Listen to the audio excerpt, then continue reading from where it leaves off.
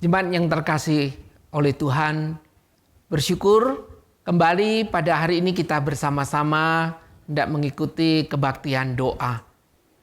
Satu pujian akan kita nyanyikan bersama, mengingatkan kita sekalian bahwa mengikut Yesus merupakan sebuah keputusan yang penting dan besar dalam hidup kita.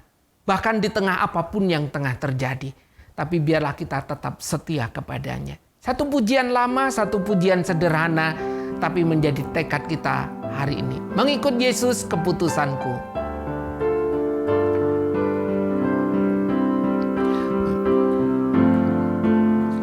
Mengikut Yesus keputusanku. Mengikut Yesus keputusanku. Mengikut Yesus keputusanku. Ku tak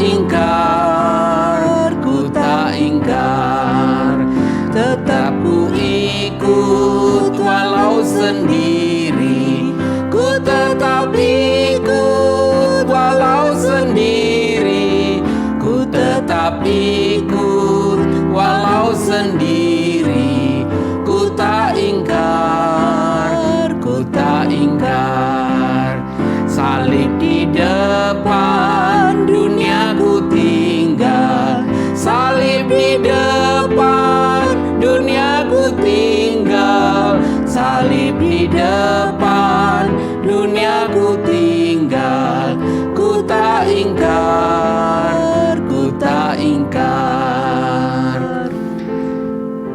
Saya merindukan lagu ini menjadi sebuah doa, juga sekaligus menjadi tekad yang mengingatkan kita sampai dengan hari ini kita mengikut Tuhan kita, Yesus Kristus.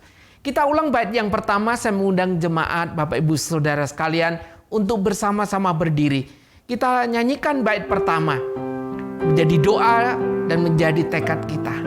Mengikut Yesus keputusanku. Mengikut Yesus keputusanku. Mengikut Yesus keputusanku. Mengikut Yesus keputusanku. Ku tak ingkar. Sekali lagi, mengikut Yesus keputusanku. Mengikut Yesus keputusanku. Mengikut Yesus keputusanku. Mengikut Yesus keputusanku. Ku tak ingkar. Sebuah keputusan yang penting dan besar dalam kehidupan kita, yaitu mengikut Tuhan Yesus. Sebab keputusan ini menentukan kehidupan kita di dunia ini dan pada akhir hidup kita. Sebelum kita melanjutkan pujian kita, mari kita bersama berdoa. Sebagaimana pujian yang kami naikkan pada malam hari ini Tuhan, mengingatkan kepada kami satu keputusan yang penting dan besar dalam hidup kami, yaitu mengikut Engkau. Dan kami bersyukur inilah keputusan yang pernah kami ambil dan kami jalani sampai dengan hari ini. Mohon Tuhan terus menguatkan kami, meneguhkan iman kami, dan menolong kami di dalam menjalani panggilan ini. Bahkan di tengah-tengah situasi yang terkadang tidak mudah bagi kami untuk mengikut dan melayani-Mu. Terima kasih Tuhan untuk waktu dan kesempatan di mana kami boleh kembali mengikuti ibadah doa pada hari ini. Terpujilah nama-Mu. Demi nama Tuhan kami Yesus Kristus, kami mengucap syukur dan kami berdoa. Amin. Bapak Ibu Saudara sekalian, silakan duduk kembali. Dalam kehidupan kita, ketika diperhadapkan dengan banyak kesulitan, pergumulan, dan masalah, terkadang kita hanya berhenti kepada pertanyaan mengapa Tuhan itu terjadi di dalam kehidupan kami. Tapi pernahkah kita sejenak duduk merenungkan, kalau kita percaya bahwa yang terjadi tidak ada yang kebetulan, berarti di dalamnya Tuhan punya maksud dan rencana. Mungkin hari ini saudara belum memahami apa yang tengah menjadi rencana dan maksud Tuhan. Tapi mari kita menanti jawaban Tuhan, menanti kehendak Tuhan yang boleh dinyatakan dalam kehidupan kita. Dalam kesulitan pergumulan yang Tuhan izinkan, bahkan terkadang bisa menunjukkan bagaimana sesungguhnya hidup kita. Bagaimana karakter kita yang sesungguhnya. Bagaimana pemahaman iman kita yang sesungguhnya. Oleh karena itu, ada kalanya ketika kesulitan terjadi, ada seseorang yang kemudian justru semakin dekat kepada Tuhan, menyatakan hidupnya yang berubah, menyatakan hidupnya yang berkenan. Bahkan kesulitan itu mengubahnya menjadi sebuah kesaksian yang baik. Tapi sebaliknya, ada orang-orang yang di tengah mengalami pergumulan kesulitan, justru di situ menunjukkan bahwa ternyata dia bukanlah seorang yang dengan sungguh-sungguh beriman. Bukanlah seorang yang berkarakter baik. Bukan seorang yang berkomitmen. Oleh karena sering meninggalkan Tuhan, berperilaku yang tidak baik, bahkan marah kepada Tuhan dan orang-orang di sekitarnya. Orang macam apakah kita? Siapakah kita sesungguhnya ketika proses pembentukan melalui segala kesulitan pergumulan Tuhan izinkan? Sebuah pujian yang mengingatkan kita, yaitu Gemblenglah Aku Agar Lebih Murni dari PPR 104.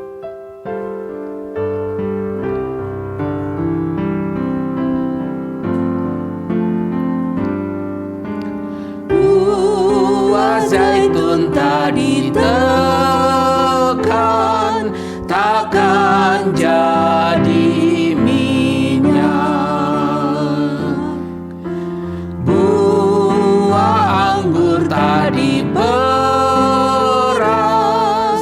takkan menjadi arang. Minyak narwas sudah berbau semerbak. Oh Tuhan, perlukah aku terima penderitaanmu? Tiap pukulan pasti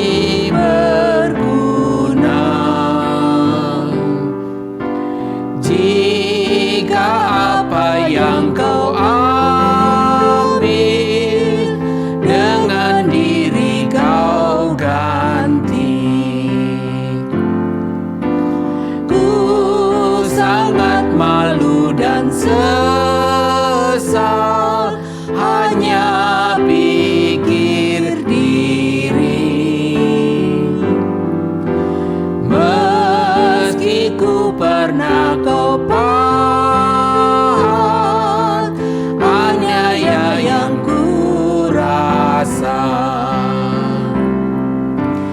pernahkah kau suka cita, tak peduli yang lain?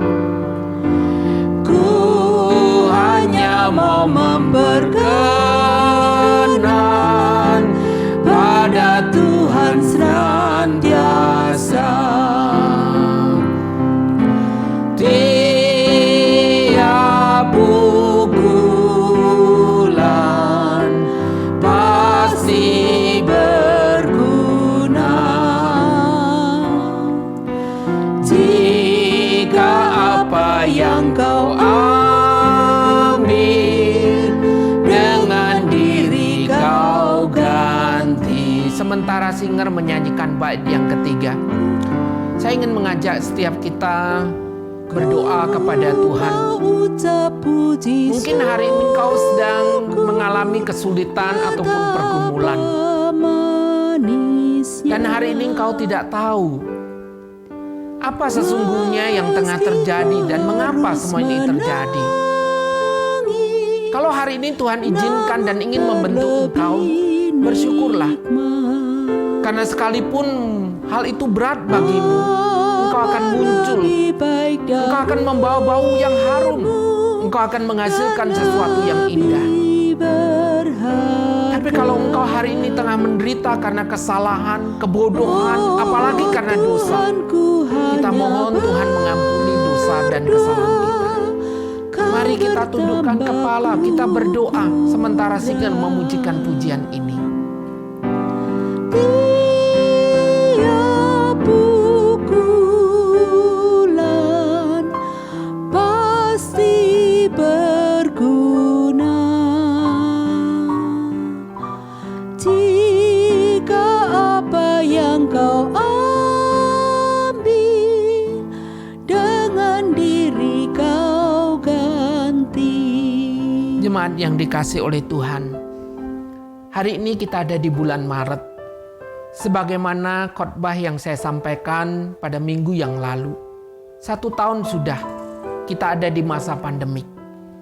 Kalau hari ini kita masih bersama-sama bisa beribadah, tentu bukanlah sebuah kebetulan. Bukan karena kekuatan kita, bukan karena hebatnya kita, tapi kita percaya ada penyertaan Tuhan di sana. Mari Bapak Ibu jemaat yang dikasihi Tuhan, kita bersama berdoa mengucap syukur kepada Tuhan. Tuhan izinkan kita melewati 1 tahun di masa yang tidak mudah ini. Kita bersama naikkan syukur. Buat diri kita, buat pribadi, buat keluarga, buat orang-orang yang kita kasihi. Buat sahabat kita, orang-orang yang kita kenal. Kita bersyukur kepada Tuhan yang boleh Tuhan lindungi sertai sampai dengan hari ini. Mari kita bersama bersyukur kepada Tuhan. Kami naikkan syukur padamu Tuhan. 1 tahun sudah kami ada di masa-masa yang tidak mudah, yaitu masa pandemi COVID-19. Di antara kami ada kehilangan teman, sahabat, bahkan anggota keluarga. Ada di antara kami yang sampai hari ini berjuang dan bergumul karena masalah virus tersebut. Dan kalau Tuhan izinkan kami boleh ada, kami tahu Tuhan ini semua karena kasih dan kemurahan-Mu. Kami terus mohon belas kasih dan kemurahan-Mu untuk menaruh hidup kami terus bersandar dan percaya kepada Tuhan. Kami bersyukur Tuhan, Engkau sudah menolong kami waktu demi waktu sampai dengan hari ini. Terima kasih Tuhan untuk orang-orang yang Tuhan izinkan ada di dekat kami, sekitar kami, yang boleh kami kenal, kami kasihi, yang bersama-sama dengan kami. Terima kasih kepada Tuhan. Yang berikutnya mari kita juga bersyukur dan berterima kasih. Oleh karena kita masih diizinkan untuk bersama beribadah. Sekalipun semua dilewati dengan ibadah secara online. Yang boleh diselenggarakan secara khusus oleh Gereja Kristen Kalam Kudus Jogja. Baik itu kebaktian umum, kebaktian doa, persekutuan komisi. Dan kita bersyukur 1 tahun kita melakukan semuanya ini. Tentu dengan segala keterbatasan, dengan segala kekurangan. Tapi biarlah hati kita yang melayani boleh tetap tertuju kepada Tuhan. Mari kita bersama berdoa. Tuhan kami bersyukur semua daya upaya telah dilakukan ketika masa pandemik untuk boleh tetap melayani Dikau. Sekalipun dengan cara online. Melalui kebaktian umum, kebaktian doa, persekutuan komisi, bahkan segala kegiatan, momen-momen acara yang diselenggarakan. Tuhan mengingatkan kepada kami bahwa kalau semuanya ini kami bisa kerjakan oleh karena kasih dan kemurahan-Mu. Kami tahu kami banyak kekurangan dan keterbatasan, tapi mengajar kepada kami untuk bersandar dan percaya kepada Tuhan. Berkati dan tolonglah untuk kami senantiasa tertuju kepada Tuhan, meskipun kami harus melakukannya masih secara online. Terima kasih Tuhan. Demi nama Tuhan Yesus kami ucap syukur dan berdoa. Amin. Yang berikutnya mari kita juga berdoa bersama. Mengucap syukur di dalam 1 tahun ini Sekolah Kristen Kalam Kudus di dalam pembelajarannya juga secara online. Namun hari ini Tuhan menolong, Tuhan memberkati sehingga proses belajar mengajar dapat berjalan sampai dengan hari ini. Mari kita bersama berdoa dan kita mengingat Sekolah Kristen Kalam Kudus. Kami bersyukur kalau anak-anak kami boleh sekolah di Kalam Kudus. yang Tuhan sudah sertai dan berkati di dalam pembelajaran secara online dan boleh berjalan sampai dengan hari ini. Kami juga berdoa bersama mengingat untuk anak-anak kami Tuhan yang ada di Kalam Kudus, yang ada di sekolah-sekolah lain, baik yang sekolah di dalam kota maupun di luar kota, bahkan sampai ke luar negeri.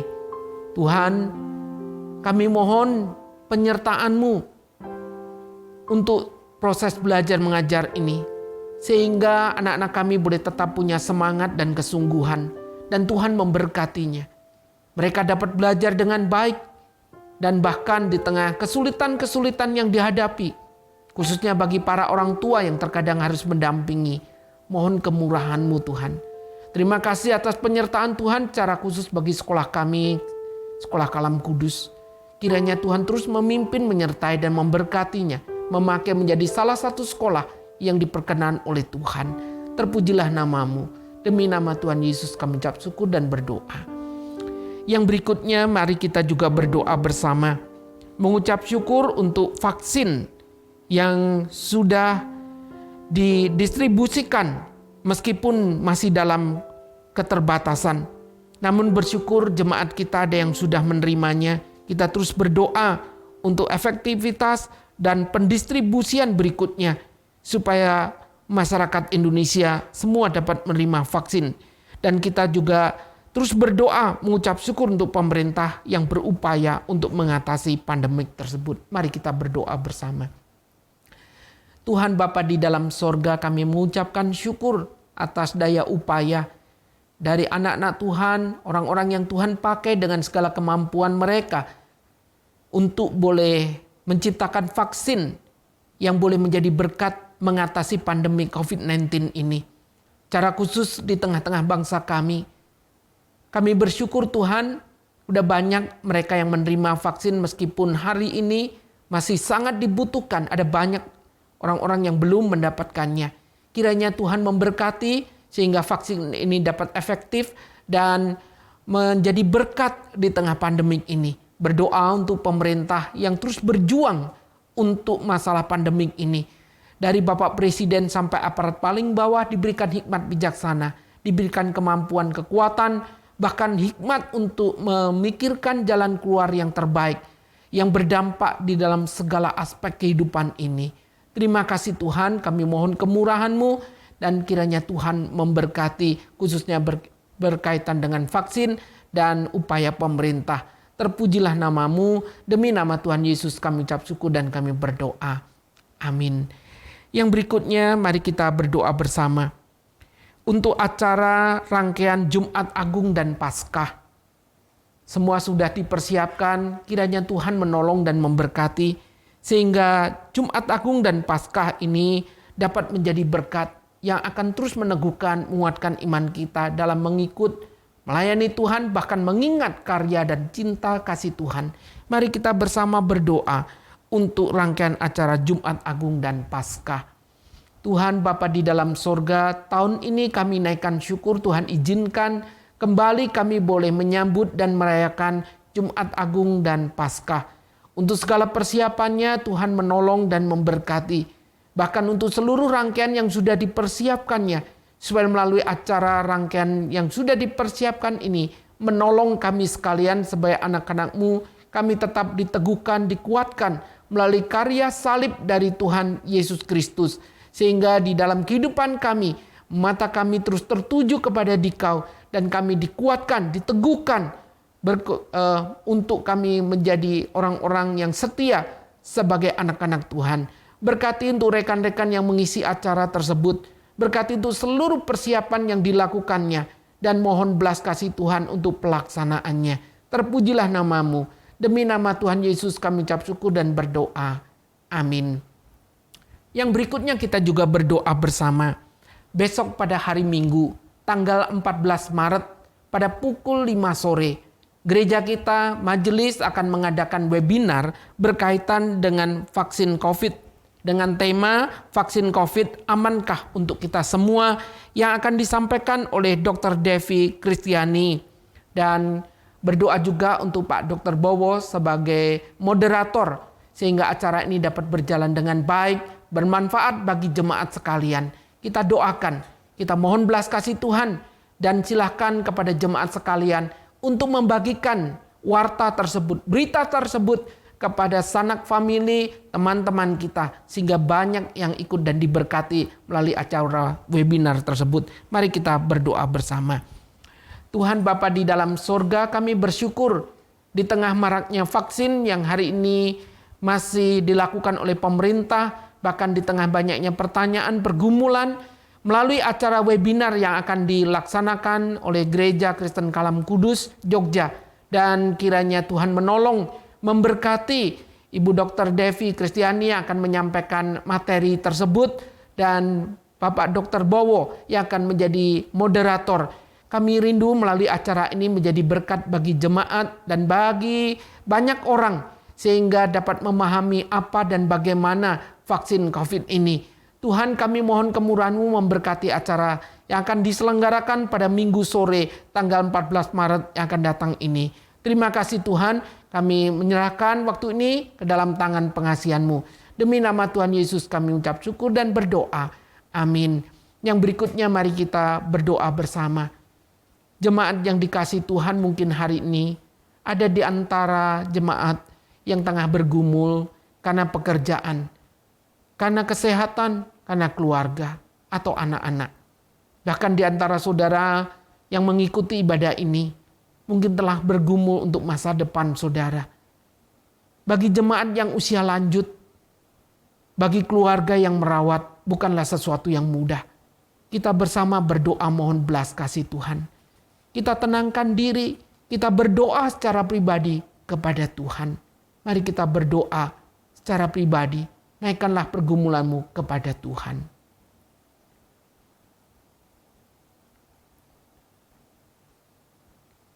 Ya Tuhan, Bapa di dalam sorga, bersama dengan jemaat-Mu, bersama dengan anak-anak-Mu yang hari ini mengikuti ibadah doa.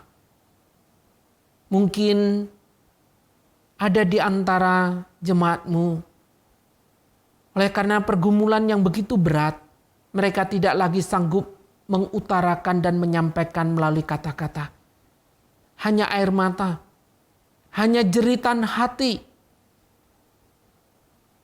hanya kelesuan, kepala yang tertunduk, di mana kami merasa sungguh tidak berdaya. Tuhan, dalam kesempatan ini lawatlah anak-anak-Mu ini. Sendengkanlah telinga-Mu, lihatlah mereka. Pandanglah mereka Tuhan, dengarkanlah seru doa permohonan yang dinaikkan kepadamu. Mohon belas kasihan-Mu Tuhan.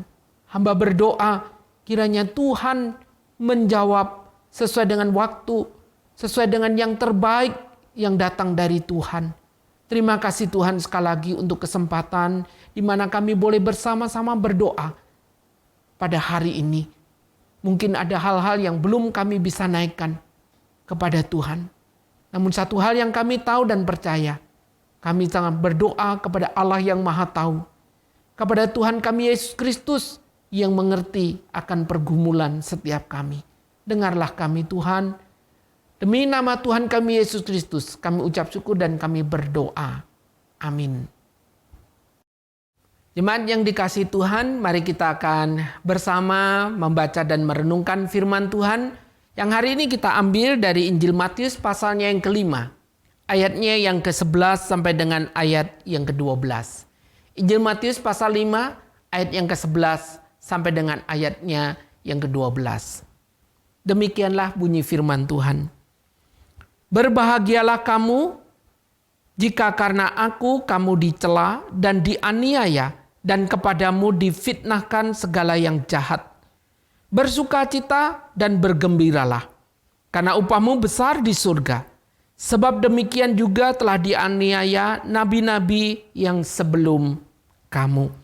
Sampai sejauh ini pembacaan firman Tuhan bagi kita sekalian pada hari ini. Jemaat, pada waktu kita berbicara tentang penderitaan, saya percaya ini bukan topik yang menyenangkan. Kita sebagai orang percaya seringkali kita lebih senang mendengar khotbah tentang mujizat, tentang kesembuhan, tentang berkat, tentang sorga, dan hal-hal yang mungkin itu menyenangkan hati kita. Tapi pada waktu kita berbicara tentang penderitaan, kita merasa bahwa hidup keseharian kita sudah terlalu banyak kesulitan, banyak masalah, banyak penderitaan. Sekarang kita belajar firman Tuhan, kembali topiknya berbicara tentang penderitaan. Nah, jemaat yang dikasihi Tuhan, penderitaan memang sesuatu yang tidak menyenangkan. Bahkan setiap orang selalu berupaya, berusaha kalau boleh tidak mengalami kesulitan atau penderitaan, bahkan sekecil apapun. Kita menginginkan satu kehidupan yang semua berjalan dengan baik dan lancar. Kita tidak mengalami masalah, tidak ada kesulitan, tidak ada pergumulan, tidak ada air mata. Itu yang kita rindukan, bukan? Tapi faktanya di dalam kehidupan kita hari ini, siapa sih yang bebas dari penderitaan? Siapa yang bebas dari masalah?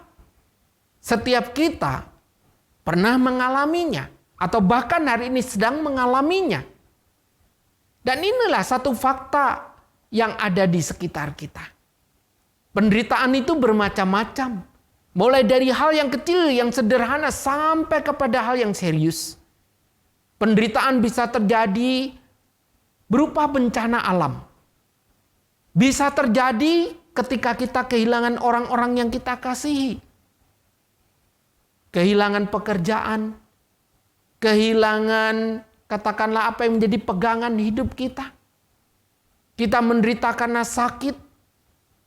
Atau hal-hal yang lain. Karena kita gagal dan seterusnya. Ada begitu banyak deretan yang kalau kita sebutkan tentang masalah penderitaan tersebut. Nah, jemaat yang dikasihi oleh Tuhan. Seringkali kita bertanya mengapa kita ini bisa menderita. Tentu saja ada beberapa hal yang perlu kita ingat pada waktu berbicara tentang penderitaan. Yang pertama yang jelas adalah karena saudara dan saya hidup di dalam dunia yang memang sudah jatuh di dalam dosa. Ketika dunia manusia jatuh di dalam dosa, disitulah awal daripada segala penderitaan itu terjadi. Oleh karena itu, kalau hari ini berbicara penderitaan, seluruh umat manusia mengalami penderitaan. Satu hal oleh karena kita tengah hidup di dalam dunia yang sudah jatuh dalam dosa. Yang lain jelas-jelas karena itu bukan hanya dunia yang jatuh dalam dosa, tetapi ada dosa pribadi yang kita lakukan. Itu yang menyebabkan penderitaan. Sebagai contoh, misalnya Daud ketika dia berzina dengan Batseba, dia mengalami penderitaan. Anak yang dilahirkan lewat perzinahan pun juga meninggal. Dan disitulah kita melihat bagaimana penderitaan Raja Daud. Yang pada akhirnya dia juga bertobat melalui peristiwa ini. Yang lain, yaitu Yunus. Yunus diutus oleh Allah pergi ke Niniwe. Tapi dia melarikan diri ke Tarsus. Yang akhirnya ketika dia melarikan diri, ketika dia menumpang kapal, terjadi badai yang hebat. Dan dialah yang harus dibuang ke laut itu. Setelah diadakan pengundian. Dan di sana, apa yang terjadi?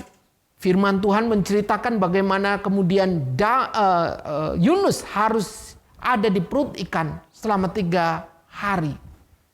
Sesuatu yang tidak menyenangkan pastinya. Ini bukan tinggal di sebuah kapal mewah, kapal persiar. Tapi ada di dalam perut ikan yang Tuhan izinkan. Dia ada di sana. Satu kondisi yang tentu tidak mudah. Dia tidak mungkin menyalakan lampu. Dia tidak mungkin masak. Apalagi di dalam perut ikan. Yang jelas di dalam kondisi bau di sana. Gelap. Tapi Tuhan izinkan dia hidup. Dia menderita. Atau yang lain kita melihat penderitaan itu sebagai kedaulatan Allah atas kehidupan umatnya. Misalnya Ayub. Ayub tidak pernah mengerti apa yang terjadi. Tapi Tuhan izinkan itu. Saudara yang dikasih oleh Tuhan. Allah menggunakan penderitaan ini supaya membuat orang-orang melihat Tuhan. Berserah kepada Tuhan. Dan kita juga melihat hal yang lain. Penderitaan sebagaimana dicontohkan oleh Tuhan Yesus. Dalam minggu-minggu Prapaskah, kita terus diingatkan bagaimana penderitaan Tuhan yang terjadi. Jelas bukan karena dosa dan kesalahan Tuhan kita Yesus Kristus. Tapi karena kebencian, kemarahan, ketidaksenangan dari orang-orang yang membenci Tuhan Yesus. So, penderitaan menjadi teladan. Bukan sekedar untuk melepaskan umat percaya bebas dari kesulitan. Tapi dari Tuhan kita Yesus Kristus kita melihat satu teladan bagaimana ketika menghadapi pergumulan dan kesulitan. Atau kita juga menyadari bahwa kita menderita. Penderitaan itu bisa terjadi.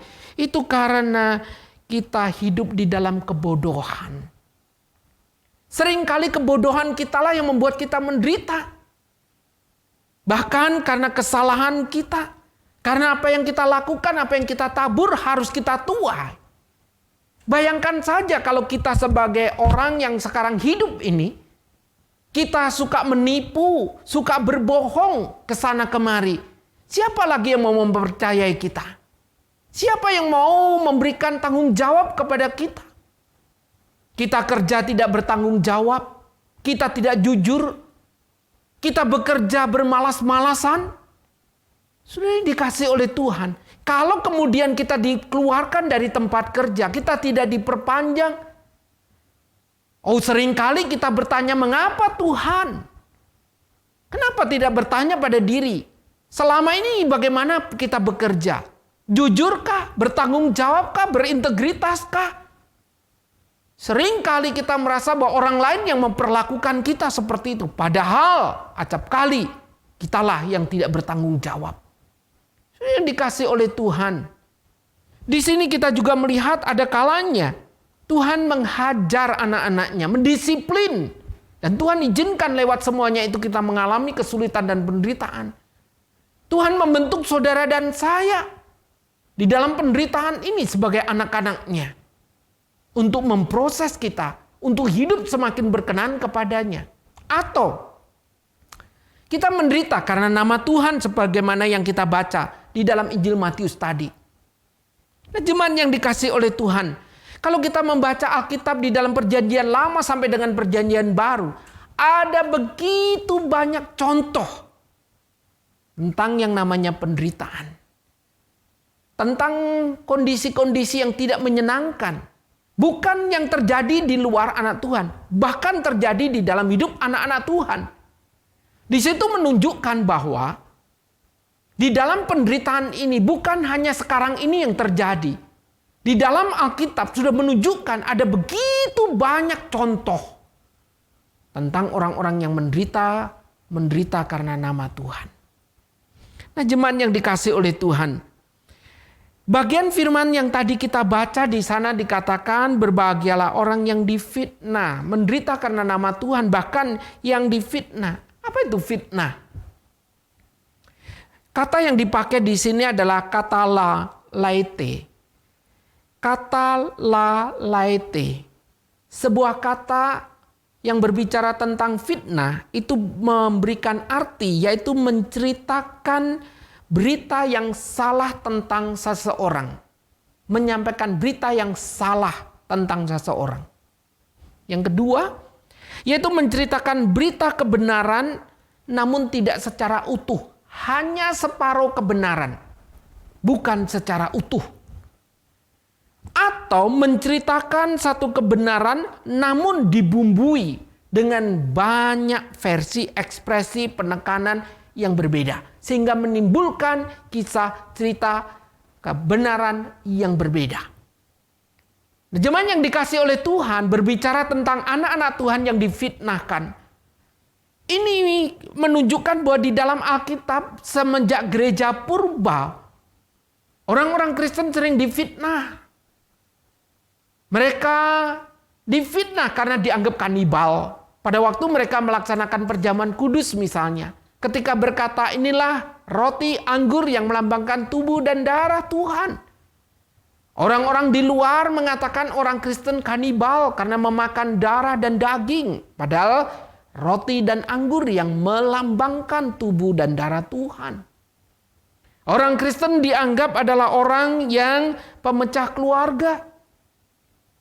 Ketika Tuhan berkata, kalau engkau ikut aku tidak membenci bapamu, membenci saudaramu, maka di sana dianggap orang Kristen ada pemecah keluarga. Orang Kristen juga dianggap tidak bermoral.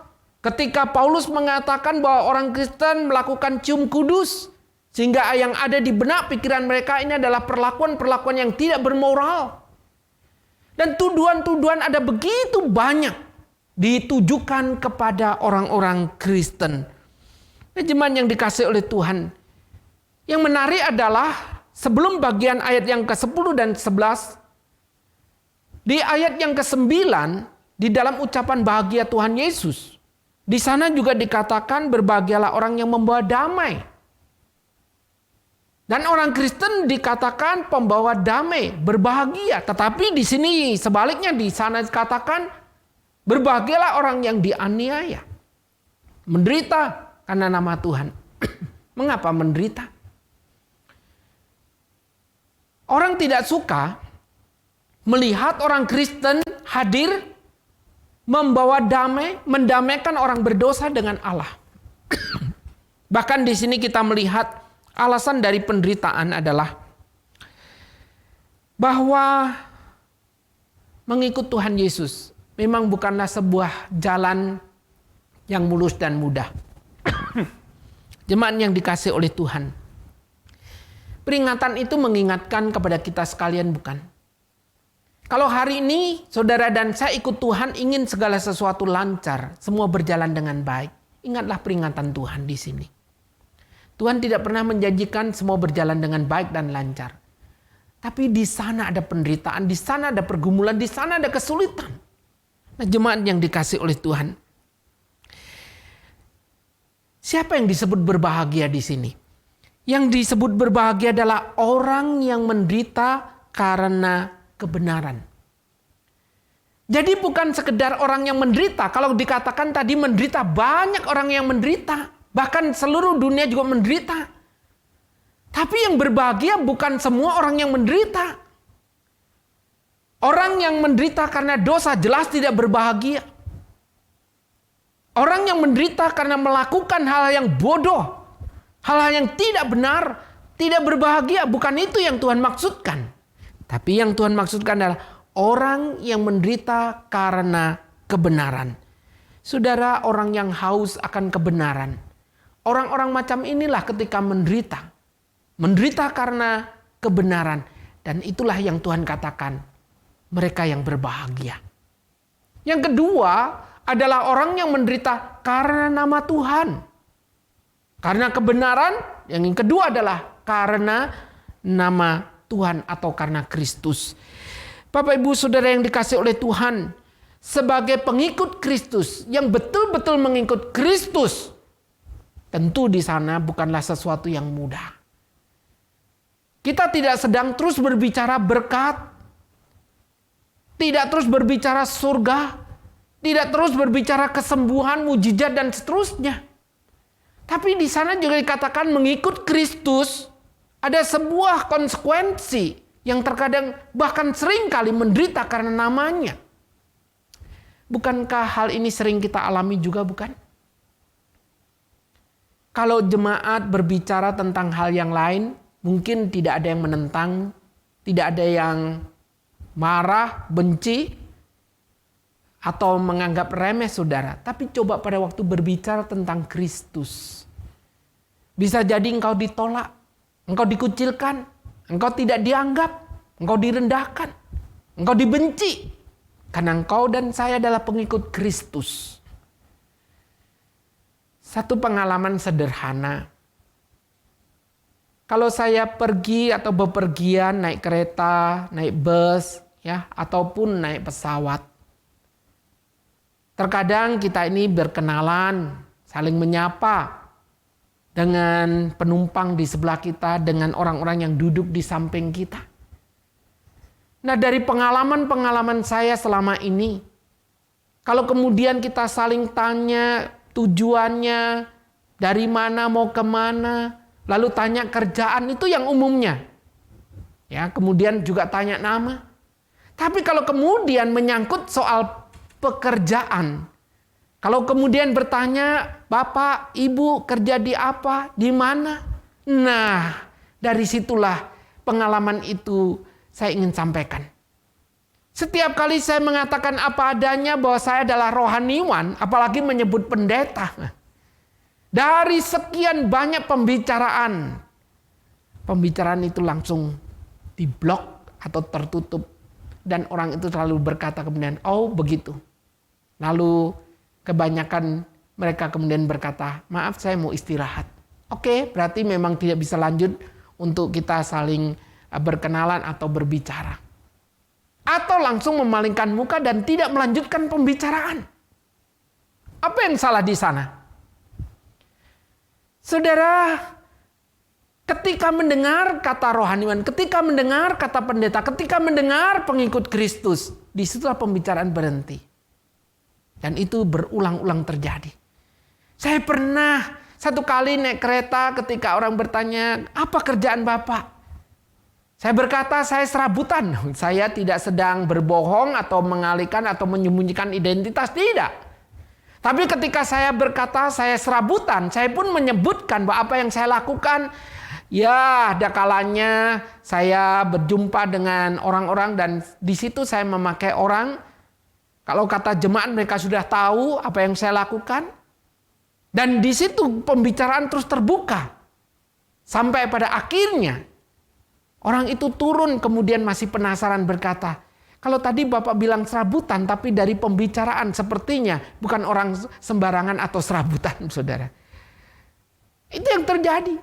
Kapan kata Tuhan, rohaniwan pendeta ini betul-betul kemudian orang merasa, ya ini tengah dibutuhkan.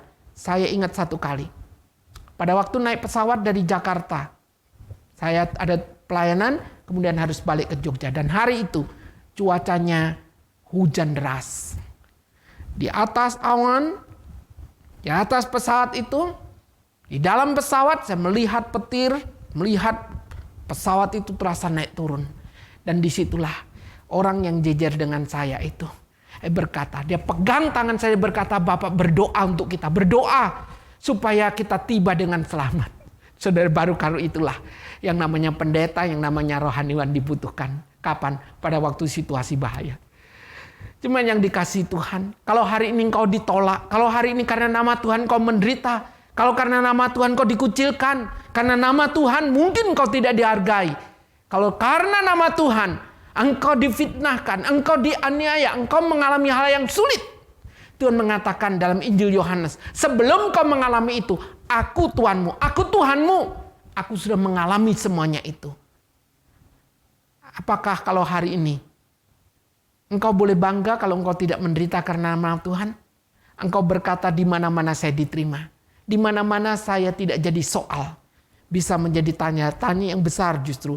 Kalau engkau sebagai anak Tuhan justru tidak mengalami penderitaan ini. Kenapa? Berarti engkau menjadi seorang yang bisa diterima karena engkau tidak pernah menyebutkan dirimu sebagai pengikut Kristus. Engkau tidak menunjukkan identitasmu. Engkau tidak menunjukkan sesungguhnya engkau adalah anak Tuhan. Sebab kalau engkau sungguh-sungguh pengikut Kristus, ada sesuatu yang berbeda dan yang membuat orang tidak suka dengan saudara dan saya. Karena itu Tuhan mengatakan, berbahagialah kalau engkau menderita. Kenapa? Kenapa kita menderita harus berbahagia? Mengapa kita bisa bersuka cita? Karena Kristus juga menderita bagi kita. Kita bisa meneladani Kristus Tuhan kita. Dan yang berikutnya, Alkitab mengatakan, karena upahmu dan upahku besar di sorga. Jemaat yang dikasihi Tuhan, jangan engkau merasa mengasihani diri berkata, kenapa saya menderita sebagai orang Kristen? Bersukacitalah. Jangan engkau merasa kenapa, mengapa, dan seterusnya. Jangan engkau mengasihani diri. Jangan engkau putus asa. Jangan engkau menyerah. Bersukacitalah dan berbahagialah karena upahmu besar di sorga. Jemaat yang dikasihi Tuhan, mari kita tanggapi kesulitan pergumulan ini dengan terus melihat Kristus yang sudah memberikan teladan bagi kita. di dalam kehidupan kehadirannya di tengah dunia ini. Dan dialah sekarang bukan hanya menjadi teladan, tapi dialah Tuhan kita. Yang memberitahu kepada kita, bersukacitalah, berbahagialah kalau engkau dianiaya, difitnahkan, menderita karena nama Tuhan. Tuhan memberikan janji kepada kita sekalian. Hari ini engkau sedang menderita karena namanya? Atau engkau hari ini menderita karena dosa, karena kebodohan, karena ketidakbijakan? Kalau itu yang terjadi, mari kita bertobat. Mari kita tinggalkan itu. Kita datang kepada Tuhan. Tapi kalau hari ini engkau sedang menangis, engkau sedang bersusah, engkau sedang bergumul karena nama Tuhan, hari ini engkau boleh tersenyum, menyambut firman Tuhan ini. Dan kita mohon belas kasih Tuhan. Mari kita tenangkan hati, kita berdoa kepada Tuhan. Amin. Firman Tuhan boleh kami renungkan, kiranya meneguhkan iman percaya kami. Kalaupun kami Tuhan izinkan menderita, biarlah menderita karena nama Tuhan. Bukan karena kebodohan, kesalahan, ketidakbijakan hidup kami. Apalagi karena berdosa. Tuhan tolonglah kami, kuatkanlah iman kami, untuk boleh tetap setia mengikut Tuhan. Sekalipun kami hidup susah, menderita dalam dunia ini. Terima kasih Tuhan. Kami mohon belas kasihan-Mu untuk kami boleh terus berjalan bersama dengan Tuhan. Terpujilah nama-Mu. Demi nama Tuhan Yesus kami ucap syukur dan kami berdoa. Amin. Jemaat, melalui apa yang sudah kita renungkan pada hari ini, semoga penderitaan kita bukanlah karena kebodohan, bukan karena dosa, bukan karena kesalahan kita. Tapi sebagai anak-anak Tuhan, kalaupun hari ini engkau menderita karena nama Tuhan. Karena engkau memegang kebenaran, hidup di dalam kebenaran. Satu hal yang kita rindukan bersama, di tengah segala kesulitan dan penderitaan yang kita alami. Doa kita, bahwa kita mau tetap setia mengikut Tuhan kita Yesus Kristus. Apapun itu yang terjadi. Dan itulah yang menjadi pujian terakhir kita mengakhiri kebaktian doa pada hari ini. Saya mau ikut Yesus. Saya mau ikut Yesus. Meskipun aku susah, sulit dan menderita. Saya mengundang jemaat untuk bersama berdiri. Kita pujikan ini menjadi tekad kita.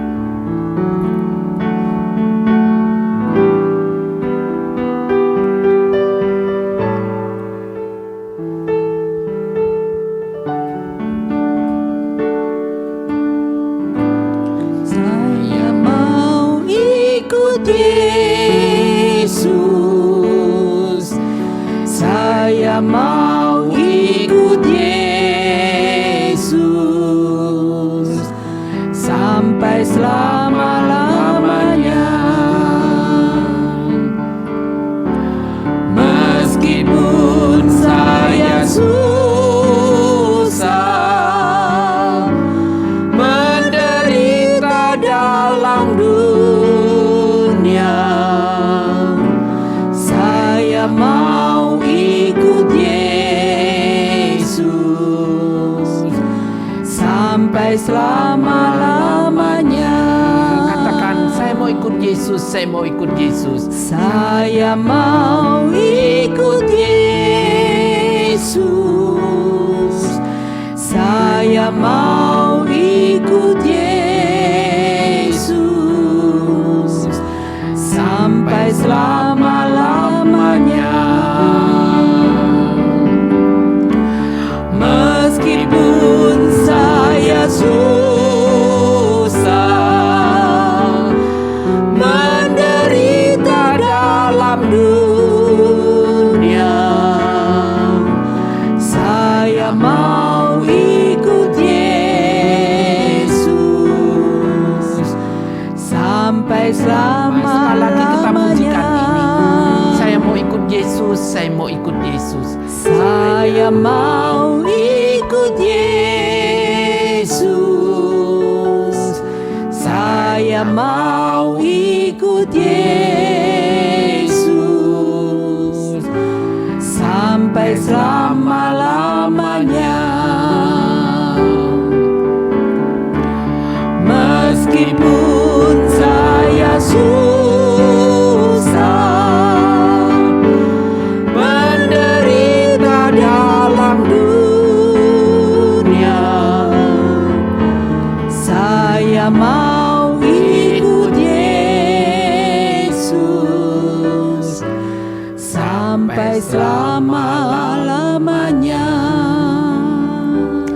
Demikianlah Tuhan menjadi doa kami, kerinduan kami.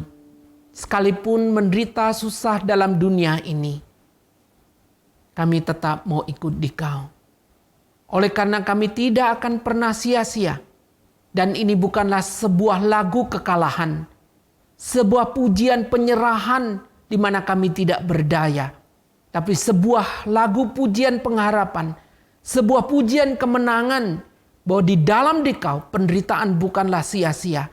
Karena kami melihat ada janji Tuhan yang besar di sana.